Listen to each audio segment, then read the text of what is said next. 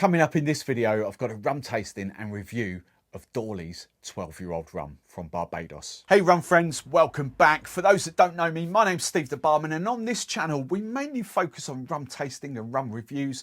Each month we focus on a different island or country, and I go through the rums. We start off at the cheapest rums, work up to the most expensive rums, trying to find my favourite rum. Sometimes it's one rum, sometimes it's two rums, a neat sipping rum and a cocktail rum. So if that sounds like fun, if you don't want to miss any of my future videos, make sure you hit that subscribe button.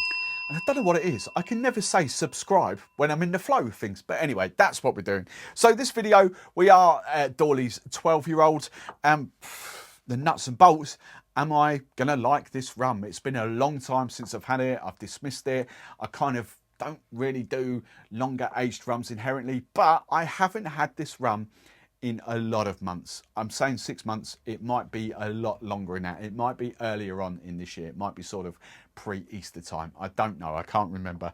But my palate has changed. It's evolving all the time. The more rums that I go down, the more of these journeys that go down, it's evolving. It really is. So you'll see, if you missed the last video, you'll see that RL Seale has now dethroned the Plantation XO, the Doorlys 5-year-old and the Mount Gay XO that I had there. I was kind of in a quandary of which one or two to take through, but that was just phenomenal. So how does the Doorlys12yo fare in this?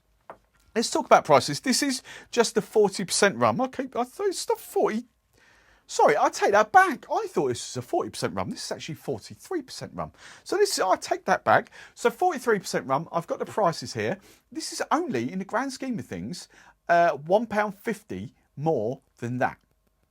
All right, so it's an all right price. It does slightly break my £50 barrier, but we're going in for £51.74 from my friends at Master of Mull. Obviously, they've not gifted me this bottle. I bought and paid for this bottle a long time ago, but that's how much you would pay from Master of Mull, £51.74.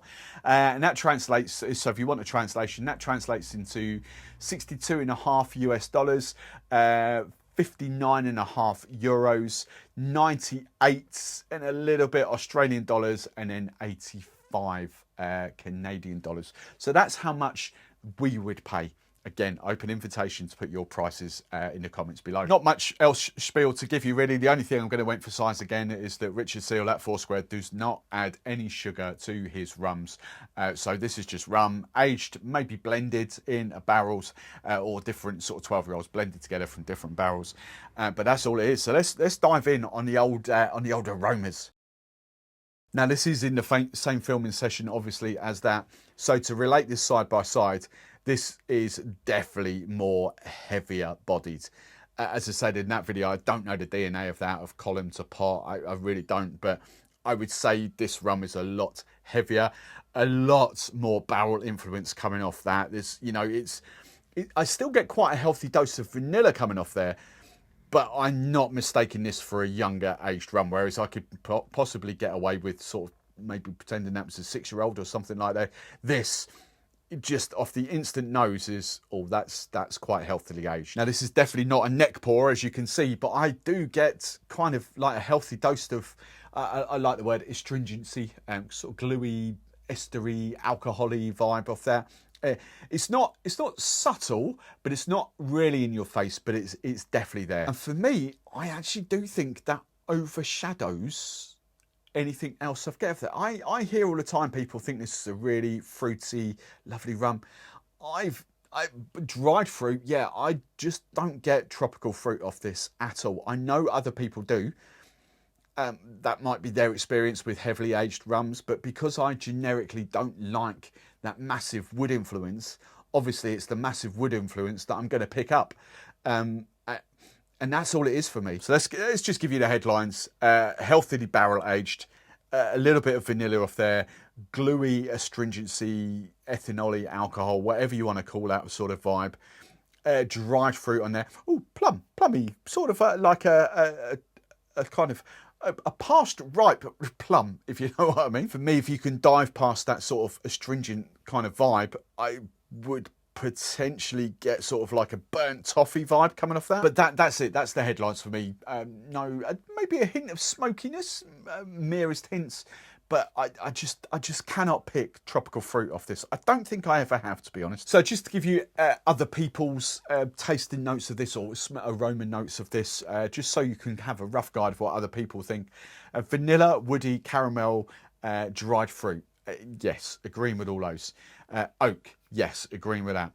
Coconut, honey, spicy, banana, tropical fruits. No. And quite a few people have put that. No. I just can't. I can't get past. It's the wood, and it might just be me because my aversion to that wood, but I just cannot pick the tropical fruits off that, and not honey either. It's vanilla, yes. Burnt toffee, yes, but it's that glue astringent that I just kind of get off longer aged rums. That's kind of what's masking that. And then we go on to leather, cookie, baking spices, lemon, chocolate, pineapple, sugar, praline, butterscotch. Again, all of that. Chocolate, maybe leather, maybe. That would kind of loosely fit into that astringent glue kind of vibe. Everything else off there, I don't see it. I really, but I don't see it. I don't smell it.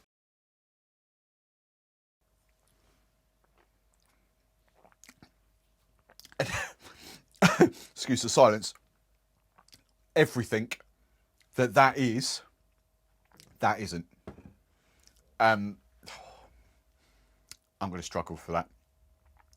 The wood, soggy wet wood, tannins, burnt toffee, burnt Christmas cake, overcooked Christmas cake, like a proper Christmas cake, proper dark Christmas cake with all that dried fruit on it. Imagine that's overcooked. That kind of vibe I'm getting off it. There's vanilla there, burnt toffee. Honestly, at this point in my journey, 3 whatever years in of proper deep diving into rum, it's not a rum I enjoy. I would not, even now, I would not replace that bottle. I'm going to give it the cocktail test, the old-fashioned rum fashion test in a second. There's nothing in that I remotely enjoy. But you know, to try and be impartial, sorry, and balanced in this, look, if you are coming from whiskies, if you like longer aged whiskies, you are going to be right on the money for this. It is going to be totally there for you. For you, £50, £51, $62, whatever that is. I'm guessing you're paying $50-ish, give or take, in the US. That will be a great investment for you guys that love whiskey. For me, that just loves the taste of rum without that soggy wet wood vibe.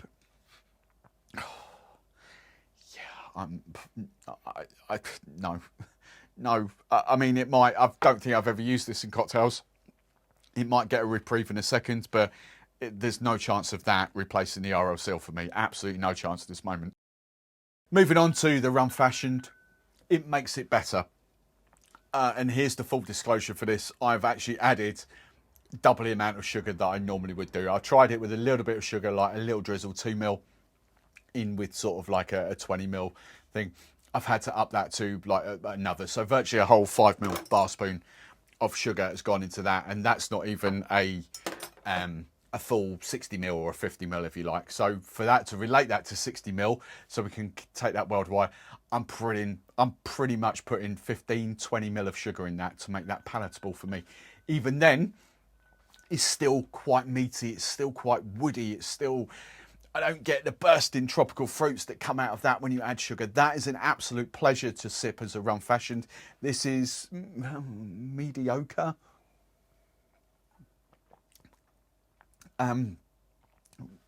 Whiskey old-fashioned lovers are gonna love it. I think that's how I have to premise this video.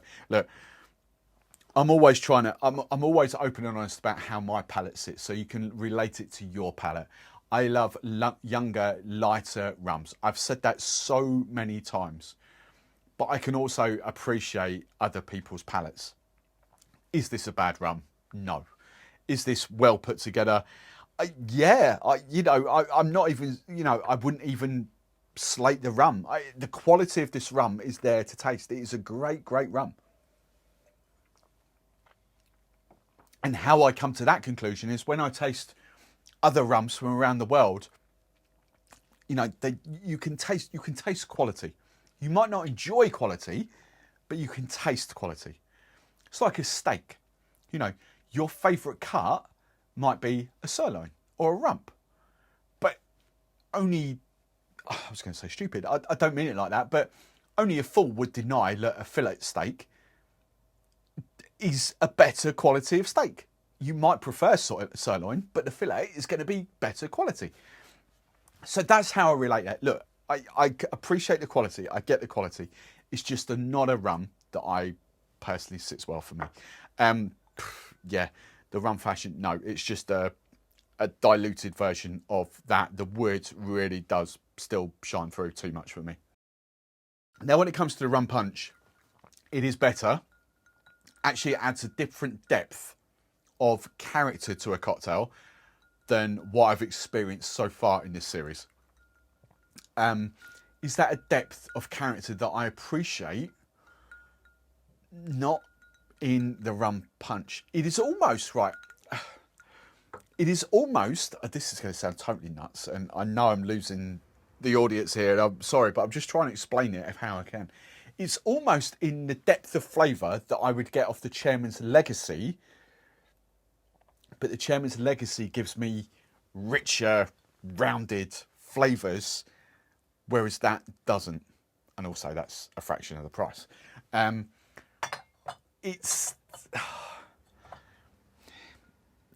trying to find the pluses. I'm just going to finish this video here. Look, for whiskey drinkers, whiskey lovers that are used to drinking 10, 12, 15-year-old whiskies, that is right up your street. For people like me that love younger aged rums, no, it's wet, soggy wood. That's all I can sum that up with.